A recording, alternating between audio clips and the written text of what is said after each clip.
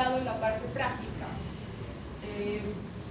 Se divide en dos partes el tema. Una, esta que es como la primera parte, sobre todo donde vamos a hablar de la parte de los lentes, ciertas estructuras más puntuales del ojo, y después la parte, dependiendo de cómo vayamos avanzando, hoy o mañana, la parte de neurofisiología, que ya va a implicar la parte más nerviosa y de los receptores. ¿Qué pasa cuando una luz penetra un vidrio normal, un lente? Si ponen, digamos, el rayo contra un vidrio solito y lo ponen a la misma intensidad del rayo a un lugar donde hay agua, un vaso con agua, ¿cómo es la proyección o el paso de esa luz a través del vidrio, que está solo el vidrio, y de lo que tiene líquido? La velocidad con la que va a pasar la imagen. ¿Dónde pasa más lento? ¿Donde hay agua o donde está el vidrio solo? ¿Cómo ven ustedes, a través del agua, y cómo verían a través de un vidrio solo? ¿Cuál van a ver con más claridad? El vidrio, ¿no? El vidrio solito. Si ven a través del agua hay cierta dificultad para ver. Eso está porque la velocidad con la que el rayo atraviesa estas dos estructuras es totalmente diferente. La luz atraviesa una velocidad sumamente rápida si esa superficie que tiene que atravesar es algo sencillo como el vidrio. Pero cuando hay líquido o cuando hay algo un poco más sólido, la velocidad con la que la imagen atraviesa es más lenta. Y eso pasa en el ojo, porque el ojo tiene adentro líquido, diferentes líquidos que ahora vamos a ver, que hacen que no sea tan fuerte el impacto de la imagen que estamos recibiendo y que también le permita esa lentitud con la que va a pasar a todas las estructuras del ojo de interpretar lo que se está viendo, de lograr entender lo que se ve. ¿Sí? Entonces todo lo de adelante tiene que estar bien junto con el líquido, el humor acuoso y el humor vítreo, para que después esa señal llegue a la parte posterior de forma correcta, ya incluso modificando el tamaño, el ángulo y demás, para que después eso se pueda interpretar. En la parte práctica hemos hablado de todo lo que son los errores de refracción y lo que pasa con la parte delantera del ojo. Todo eso que nosotros logramos medir con el examen de agudeza visual se llama dioptria. Esa es la medición que se utiliza en oftalmología para graduar o determinar cuán comprometido puede estar un ojo. Y esto permite también ver o saber cómo es la desviación o cómo se proyecta ese rayo luminoso a través de ese ojo. Y saber qué cosa es lo que está mal, si ahí aparece la miopía, si está el astigmatismo, cómo está la curvatura de la córnea, cómo se encuentra el cristalino. Todo eso entonces permite o se mide a través de este tipo de medición que se llama dioptria. Entonces, dependiendo a la distancia a la que se haya hecho la evaluación o el tipo de alteración o características que tenga el ojo, eso va a irse modificando. Esto también ya es parte de los instrumentos que utiliza el oftalmólogo, esas máquinas que hemos estado viendo que se utilizan para el examen de agudeza, ya directamente marca el número de dioptrias, el compromiso ocular que tiene cada ojo, según la distancia que tiene y lo que logra o no ver esa persona. Entonces, dentro de todo lo que atraviesa la imagen hasta llegar a la parte posterior para el análisis, es lo que vamos a ir viendo ahora de todas esas estructuras y qué función cumple cada una. Cuando la imagen entra, atraviesa todo el sistema de lentes, lo que hemos visto ayer, la córnea, la retina, el cristalino. Ahí tiene la primera consistencia líquida del ojo, que es el humor acuoso. Después, atrás de la retina, está el cristalino con el humor vítreo. Pues todo eso es lo que tiene que atravesar la imagen para llegar a la parte posterior donde están los receptores y donde está el nervio óptico, para que eso continúe el camino hacia la corteza, hacia el lóbulo occipital, para interpretar la imagen. Cuando nosotros vemos la imagen, las primeras estructuras de los lentes del ojo, la imagen, cuando choca los lentes puntualmente la retina, se ve invertida la imagen. Se ve invertida la imagen que estamos viendo. La parte o las partes que se encargan de esto, ponerlo en la forma correcta, interpretar lo que se está viendo, y está atrás, pegado al nervio óptico, a la fobia, donde están los receptores, conos y bastones, y puntualmente el nervio, ¿no? Entonces, después de que ha pasado todo el sistema de líquidos, todos los lentes de imagen, el nervio óptico rota la imagen de forma correcta y la manda al lóbulo occipital para que se interprete. Voy a explicarles todas esas estructuras que tiene el ojo. Una ya les hemos hablado de la que sigue. A ver, ¿qué hacía el cristalino? ¿Cuál es la función que tiene el cristalino?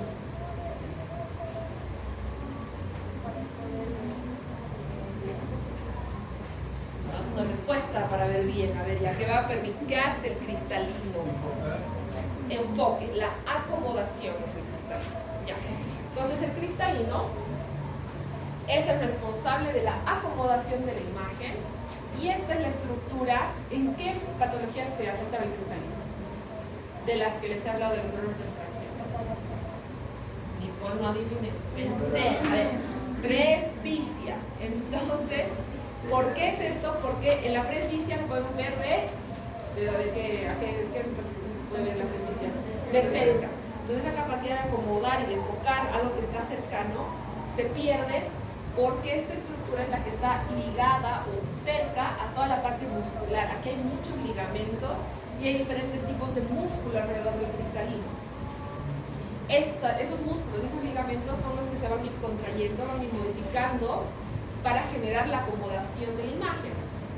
Esto es por eso que cuando envejecemos, no envejece también el cristalino, sí, pero también envejecen las estructuras musculares que están alrededor, y eso evita que eso se pueda contraer y lo vuelve rígido al ojo. Entonces el cristalino es esta estructura en relación a la acomodación, más de 70 ligamentos que van a estar ahí, y también están diferentes fibras musculares. Están las fibras meridionales y las fibras circulares en relación al cristalino alrededor. Sí, los ligamentos son los que tensan al cristalino, lo dejan fijo, y generalmente está plano cuando el ojo está en descanso. Cuando empieza a cambiar la angulación de la imagen, ahí es donde el músculo empieza a contraerse y modifica al cristalino. ¿Qué nervio inerva el ojo? Oculomotor, el par craneal número 3. Entonces, el oculomotor, la parte parasimpática, es la que también va a estar ayudando a esta parte del sistema nervioso central en la acomodación del ojo y en el movimiento que va a tener el ojo. Van a ver que, a pesar de ser una estructura tan pequeñita el ojo, el tipo de movimientos que nosotros hacemos involucran un montón de músculos. Hay 6 músculos aquí, van a estar inervados gran parte por lo que va a ser el oculomotor y también por la parte del sistema nervioso central, porque además de los que van a tensar y van a permitir que el ojo rote, que son estos 6 músculos, están los músculos de las estructuras más pequeñas, como la del cristalino. Entonces, esto es netamente parasimpático, que también va a permitir entonces que esto pueda modificar la dioptria, o sea, la acomodación propia del ojo para acomodarse a la imagen y a las diferentes angulaciones o distancias que puede tener lo que estamos viendo. Sigue algo que ya hemos hablado. Esto tiene que pasar, vamos a pasar rápido porque ya se los he dicho en la parte práctica. El primer problema de refracción que les voy a hablar es la presbicia. Ya estamos diciendo que está en relación a la acomodación o a la pérdida de la acomodación del cristalino por envejecimiento de las estructuras. Se vuelve rígida toda la parte del cristalino y la parte muscular. Es común que aparezca en la edad adulta, a partir de los 40 años más o menos. A medida que vamos envejeciendo, la probabilidad de que esto aparezca también va a ir incrementándose. Todos llegamos a tener esto, y aquí lo que pasa es que el ojo va a quedar fijo en una distancia, y eso es lo que va a dificultar la visión de cerca.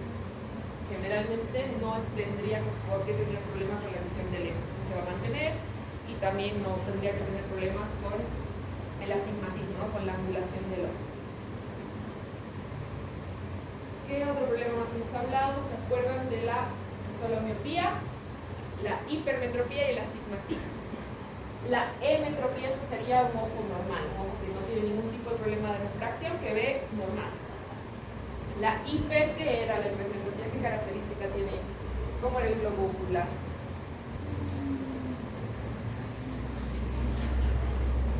A ver, el miope, ¿qué no hace? ¿Qué le pasa al que tiene miopía? No puede ver de lejos. Entonces, el que tiene hiper va a ser lo contrario. Y la anatomía del miope, o sea, ¿cómo es el ojo del que tiene miopía? Más largo, alargado. Este tiene el ojo más chiquito. La imagen está por detrás del nervio óptico, entonces no se logra ver. ¿Se acuerdan qué lentes usaba este? ¿Qué tipo de lente le recetan a este?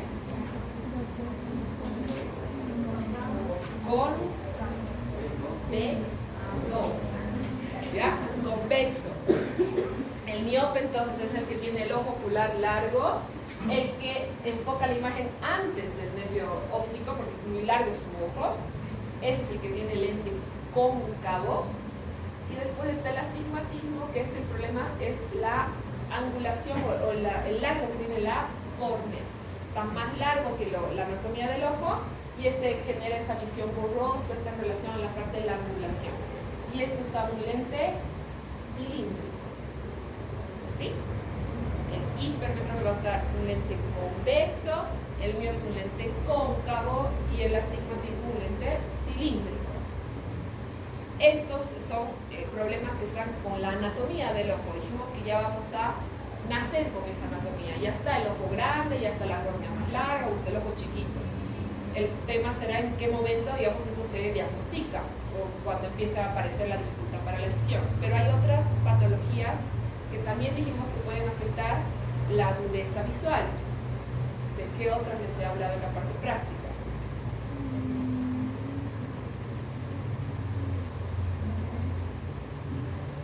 Ahí lo que estabas diciendo, Nicole, ¿qué enfermedad dijiste que te dije que no era esa? ¿Qué has dicho? Cataratas, es una. ¿Qué otra más? Glaucoma va a ser otra.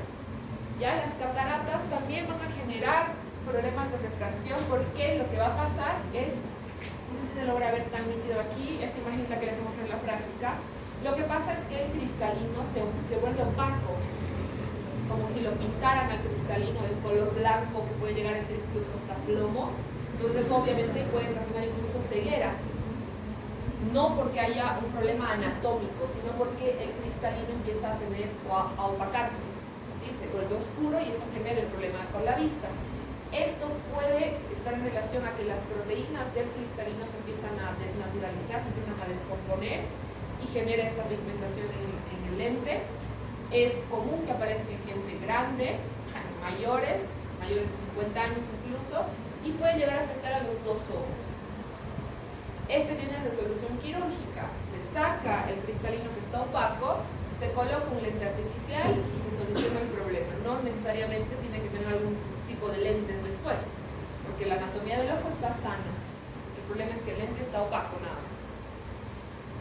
Esto es lo que les acabo de decir, se tienen que acordar el tipo de lente que se va a usar: miopía cóncavo, hipermetrópe convexo, y el astigmatismo va a usar el cilíndrico. Y bueno, el lente de la presbicia, no necesito que se me acuerden tanto, es como una mezcla de los dos, entre lo que sería un astigmatismo y un hipermetrópe. Puede mezclar este tipo de lentes, ¿sí? Lo que va a tener presbicia.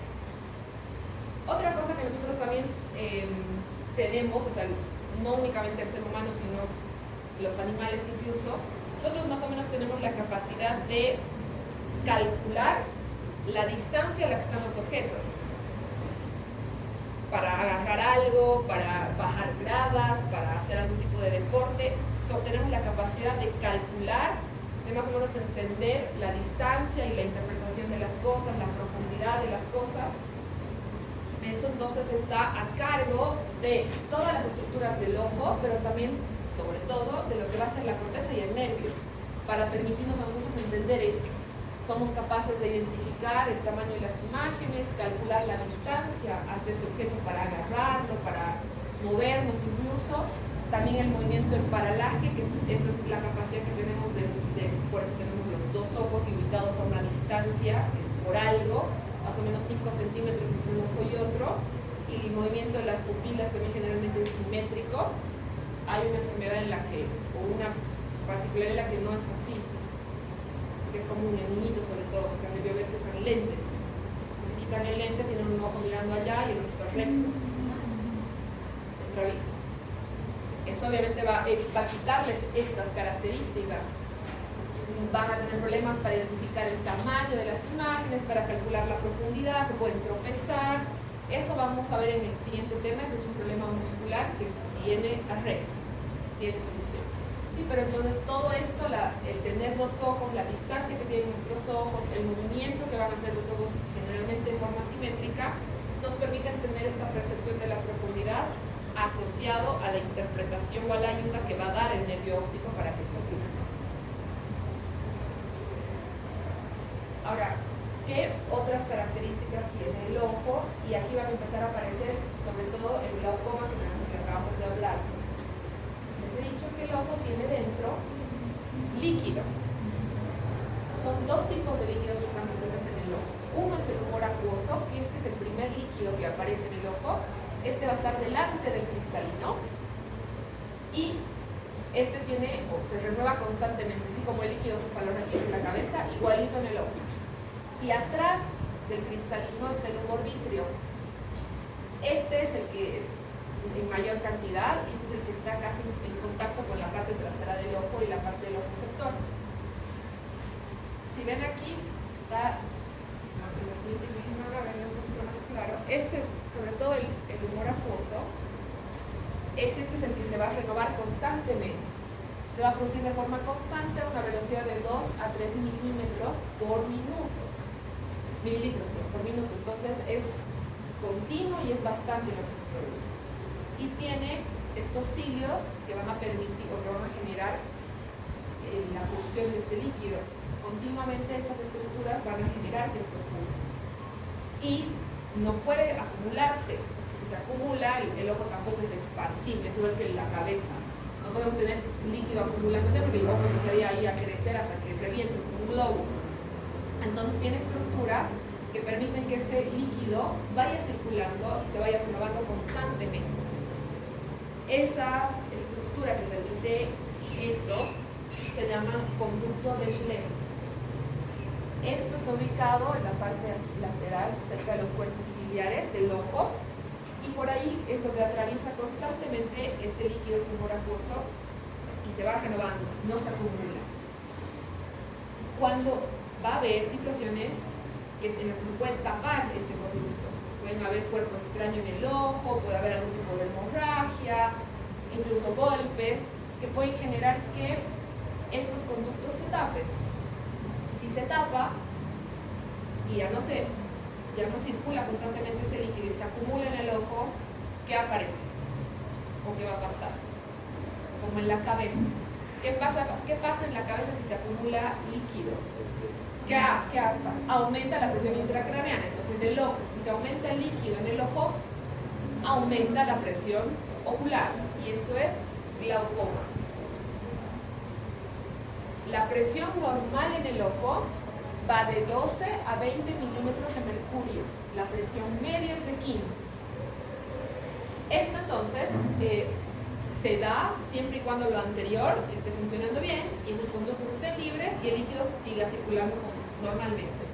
Si pasa algo de lo que les he dicho y eso se tapan esos conductos y el líquido no puede circular constantemente, la presión en el ojo empieza a aumentar, pasa estos 20 milímetros de mercurio y a eso es glaucoma.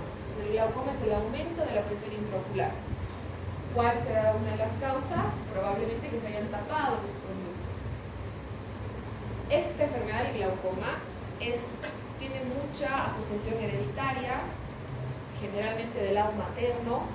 Siempre el oftalmólogo pregunta si su mamá o su abuelita materna tuvo presión alta en el ojo, porque esto no es un examen que a todos los que vayan al oftalmólogo les van a hacer, porque no es muy cómodo. Si les he explicado un poquito esto, se dilata la pupila, se pasa un medicamento que hace que la pupila esté grandota, para que con un objeto de este tipo, que se llama tonometría, se pueda medir la presión dentro del ojo. Para medir la presión intraocular, este aparatito que ven aquí presiona un poco el ojo. Entonces no es cómodo, no es un examen de rutina. Si ustedes en su interrogatorio dicen que tienen antecedentes familiares, se los van a hacer, sobre todo si son mujeres, porque hay más predisposición hacia ese lado, pero si no, es un examen que no se tiene que hacer, no se hace, sí molesta. Tiene que tener además esta preparación previa de la pupila un par de minutos antes para que esté bien dilatada y se pueda ver hasta el final y se pueda medir. Entonces el glaucoma aparece como un aumento de la presión intraocular que sobrepase sus 20 milímetros de mercurio, puede llegar a ser muy muy alta, incluso hasta 60, 70. ¿Y qué creen que pasaría por qué creen que es tan importante diagnosticar el glaucoma? O sea, puede generar ceguera, ¿no? El glaucoma, el aumento de la presión intraocular. Pero ¿por qué creen que será tan importante en el examen de un oftalmólogo hacerles el examen o sea, medirles la presión intraocular?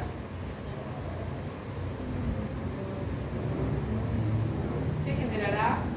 Que además, o sea, esto sí, está la ceguera como la principal, lo que más les puede asustar con el glaucoma, pero ¿qué otra cosa podrá generar?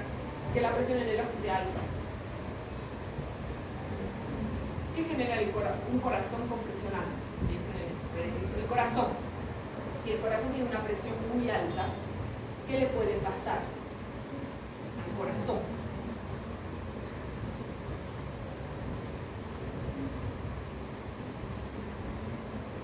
¿Qué le pasa al que tiene la presión arterial alta?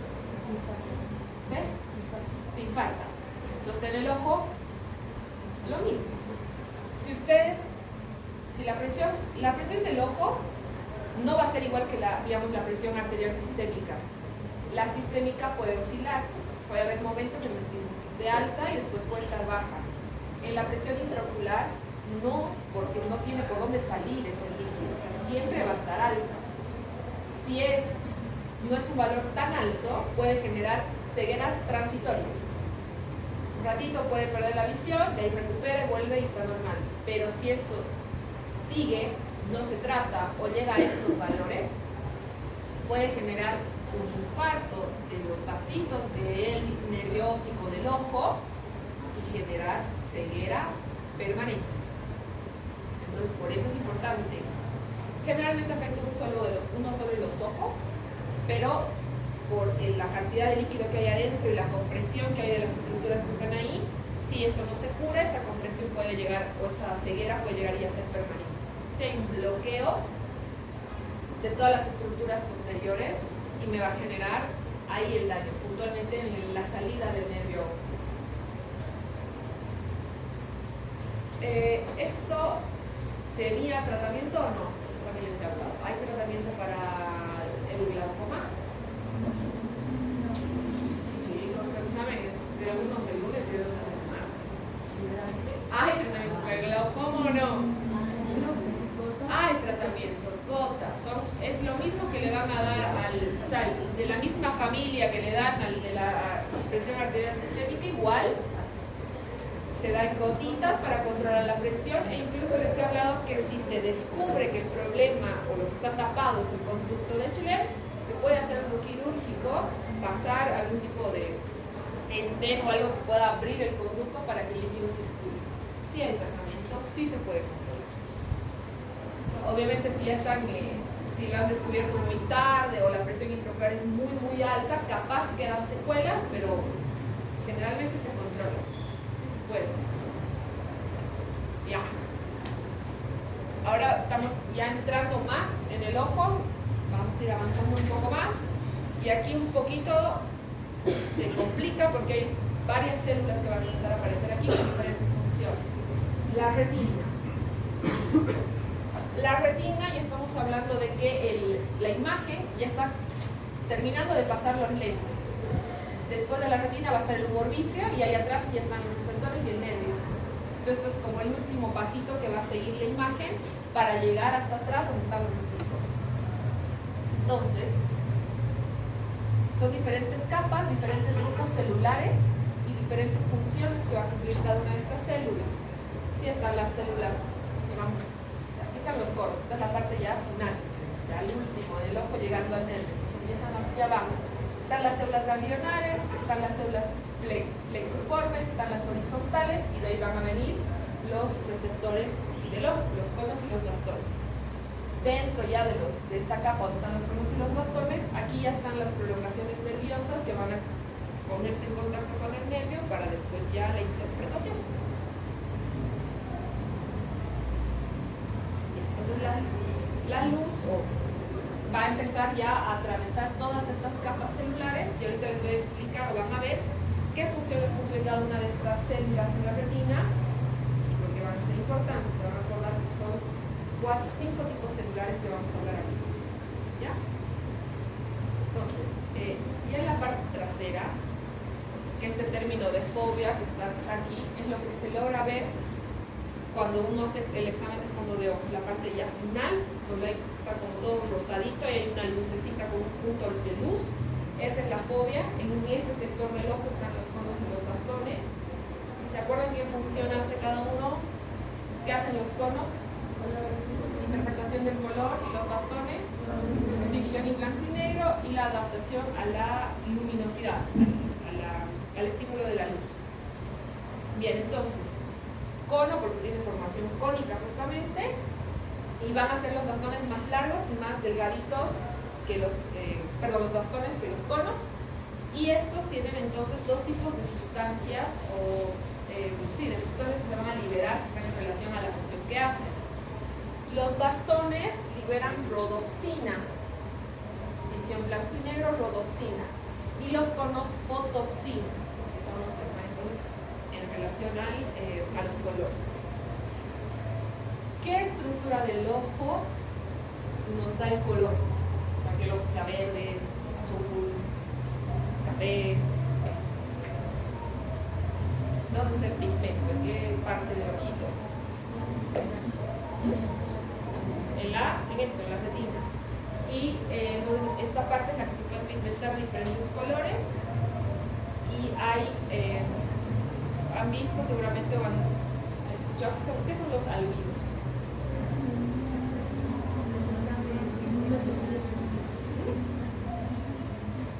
O cómo se ven los albinos. ¿No? Esto que me digan capaz.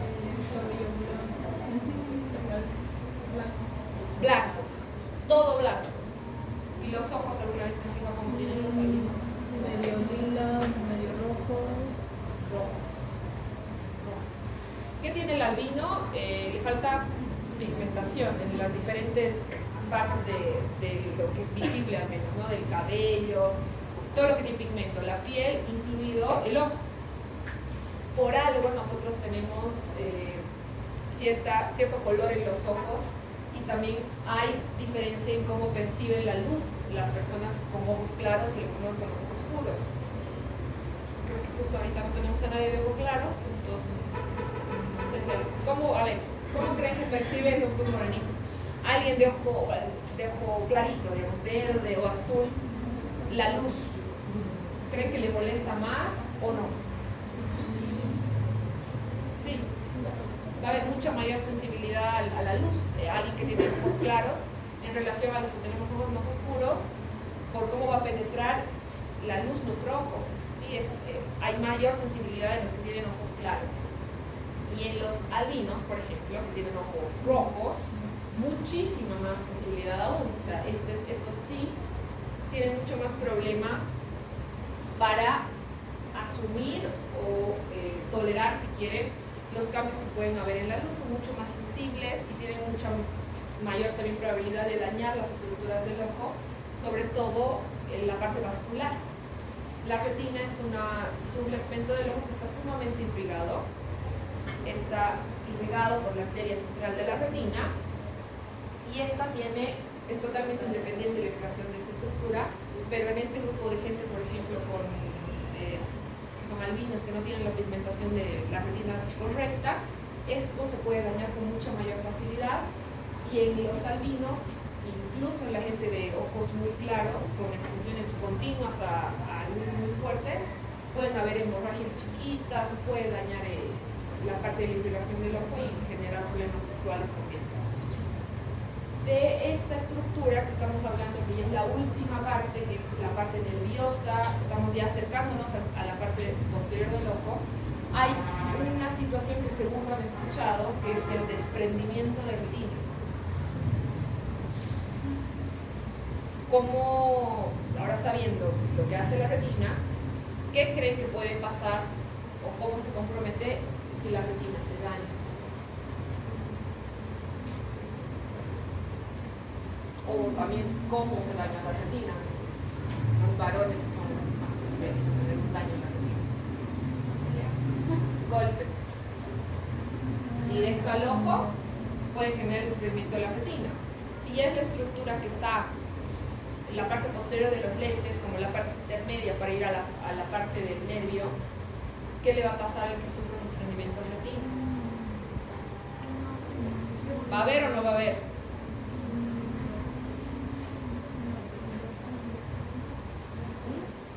¿O qué va a generar? A ver, piensen lo que puede generar cualquier... Si yo golpeo el ojo, le doy un golpe directo a mi ojo, ¿qué voy a generar? No necesariamente desprendimiento de retina, pero ¿qué va a pasar con mi ojo? Va a haber sangre. Sangre. Voy a generar una hemorragia en mi ojo. Entonces voy a afectar esta parte. Estamos hablando que la parte más irrigada, la que tiene irrigación independiente, es la retina. Entonces ese golpe, si tienen suerte, puede generar únicamente una hemorragia. Que eso cuando se reabsorba, cuando se cure, va a desaparecer el problema visual. Pero si encima, además de generar la hemorragia, generan el desprendimiento de la retina de la capa del globo ocular, este puede quedar ciego. Esta debe ser de las pocas emergencias oftalmológicas. Es raro que un oftalmólogo lo llame por una emergencia, esta es una. Si esto no se resuelve quirúrgicamente rápido, este queda secuelado, este paciente. Pero no lo van a llamar por miopía o astigmatismo al oftalmólogo. Esta sí, de las pocas. Y es generalmente por un golpe directo al ojo. ¿Sí? Es común lo que le decía, un impacto con la mano, con algún artefacto puntiagudo también, que genere esto. ¿Sí? Inicialmente, entonces, la sangre es lo que genera la compresión de la estructura y genera el deterioro visual. Y si fue un golpe muy fuerte o el impacto fue alto, generará el desprendimiento total de la estructura. La vitamina A, ¿qué hace la vitamina A? Porque es importante que nos dicen cuando somos chiquitos que comamos. Que ayuda a la visión. ¿No? La vitamina A es parte esencial del desarrollo de todas estas estructuras y permite que se terminen de desarrollar toda la parte de los receptores en relación a los bastones y también esta relación a ayudar a la pigmentación de la retina. Entonces es importante que tengamos en el consumo de la dieta vitamina A, sí, por esto. Si hay una avitaminosis, si no hay la suficiente cantidad de esta vitamina, si en estados de desnutrición importantes, esto también puede llegar a generar ceguera. Será reversible porque estaríamos hablando de que el déficit es la vitamina, aportan la vitamina suficiente y esto empezará a revertirse. ¿Están bien hasta aquí? Vamos a terminar este tema. Este ciclo lo van a leer concentraditos en su casa y van a aprenderlo bien. Tanto el de los bastones como el de los poros. En estas imágenes está resumido lo mismo que les estoy diciendo aquí. Es básicamente cómo empieza a sintetizarse la sustancia que les hablo al principio. En los bastones es la rodopsina y en los conos es la fotopsina. Son diferentes procesos enzimáticos que van a permitir o que se van a empezar a secretar a ese nivel en la parte posterior del ojo para que después se pueda interpretar, por un lado, el color y por otro lado la parte blanco y negro y que el ojo también se pueda adaptar a las diferentes intensidades de la luz. ¿Sí? Sí lo puedo preguntar, entonces sí lo necesitan estudiar. Sí, ahorita lo voy a marear, se les voy hablando paso a paso, pero vuélvanlo a leer con más tranquilidad en la casa. Vean la imagen les va a orientar mucho.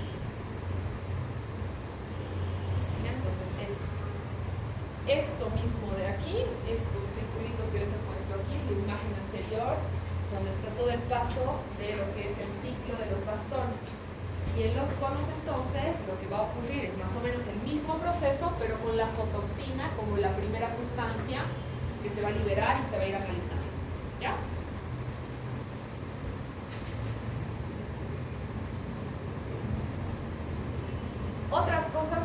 además de lo que hacen los receptores, puntualmente sobre todo los bastones, con la luz, también tenemos otras características del ojo que permiten o que nos ayudan a adaptarnos a ese cambio de luz. Uno de estos, que lo hemos hecho en la parte práctica, es lo que hace la pupila. ¿Cómo se llama ese reflejo que hemos hecho en la parte práctica? El reflejo, no lo que va a hacer la pupila. Fotomotor. ¿Por qué vamos a, con la intensidad de la luz o la exposición a la luz, nosotros vamos a generar un cambio del diámetro de la pupila, que esa va a ser otra forma, además de que se van a activar mis bastones, que el ojo va a poder hacer para adaptarse a la luz? ¿Qué pasa con la pupila cuando estamos en un ambiente oscuro? ¿Se contrae o se dilata? Piensen lo que pasaba cuando hacen el fotomotor y cuando pusieron la luz en la pupila de su compañero. ¿Qué hacía? ¿Se volvía pequeña o grande? Pequeña. Entonces en la oscuridad la pupila se dilata. ¿Y eso cómo se llama? Midriasis. Y en la luz la pupila se contrae o miosis para adaptarse a esa intensidad de la luz. ¿Sí? Entonces, para la adaptación a la luz, los bastones, el cambio del diámetro de la pupila, y como última cosa también hay adaptación nerviosa. También va a participar el oculomotor, el sistema nervioso central, con la contracción del músculo y demás, para permitir también la adaptación y que sea un mecanismo que nos proteja del cambio de la luz. Esto igual ya lo hemos visto. Daltonismo, ya saben que es una enfermedad congénita que está en relación a que se afectan los conos, que los conos pueden diferenciar tres tipos de colores: rojo, verde y azul. No genera un problema de refracción, o sea que a veces no es tan común que esto se diagnostique. Hay componente hereditario igual, tiene también un poco más de prevalencia en los varones. Y también hay otro que no les menciono aquí, pero sí les mencioné en la parte práctica, que puede rara vez relacionarse con algún daño en la retina, entonces también se puede adquirir, no nacer, pero es mucho más raro que ocurra esto. ¿Y cómo se diagnostica esto? ¿Qué cosa le hace? ¿Cómo se llaman las tablitas? ¿Se acuerdan? Ishihara. Son las tablitas que tienen dentro los números con estos colores primarios, y dependiendo del color que se haya afectado, aparecerán los diferentes tipos de daltonismo que están puestos aquí también, ¿no? Los diferentes tipos de conos afectados generarán un nombre específico para ese color.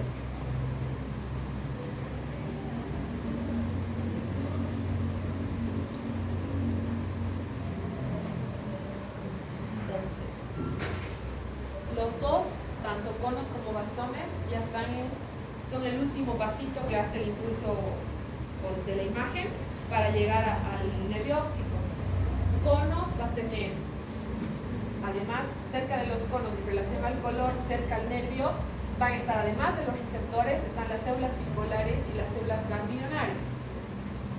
Y con los bastones van a estar estas mismas y van a agregar las células amácrinas. Entonces, la retina va a tener todos estos tipos celulares, y ahora sí vamos a ver qué función cumple cada una de estas células. Como estamos ya hablando de la parte nerviosa, que están permanentemente activos, permanentemente estimulados, también reciben aporte de neurotransmisores. ¿Qué neurotransmisor trabaja junto con los receptores? El glutamato. Y dentro de estas también, sobre todo las células amácrinas, por las funciones que ahora van a ver que hace, va a ayudarse de más neurotransmisores. Entra el GABA, entra la glicina, la dopamina, la acetilcolina, y una que no les he hablado tanto, que es la indolamina. Todos son neurotransmisores que van a aparecer en función o en pro de ayudar a que se genere con mayor facilidad ese impulso luminoso y se interprete. Entonces, están las células ganglionares, las células amácrinas, las células bipolares, las horizontales, recién está el fotorreceptor. Entonces el impulso también atraviesa todos esos grupos celulares. qué función cumple cada una de estas, o para qué van a estar, para permitir que el conducto o el impulso que está generándose en la retina, donde ya está la imagen casi terminando de pasar, pueda llegar hasta la parte posterior y se interprete de forma correcta. El primer grupo celular van a ser las células horizontales. La salida de las células horizontales va a ser siempre de inhibición. Siempre. Pocas cosas en medicina son siempre. Siempre inhibe. Sirve para garantizar la transmisión del patrón visual y que eso llegue con el contraste correcto.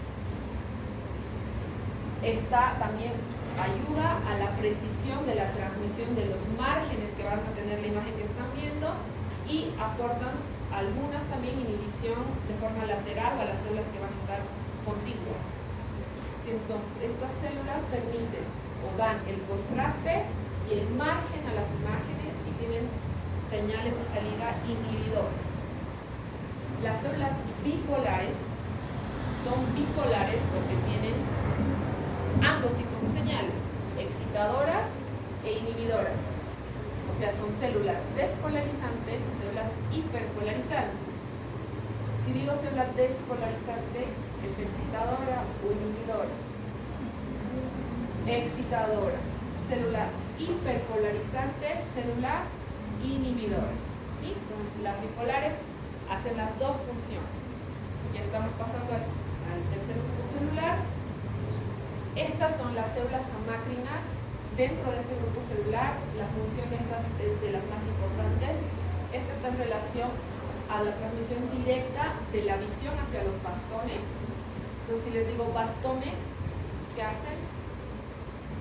¿Qué hacen los bastones? Y a blanco y negro, ¿y qué más?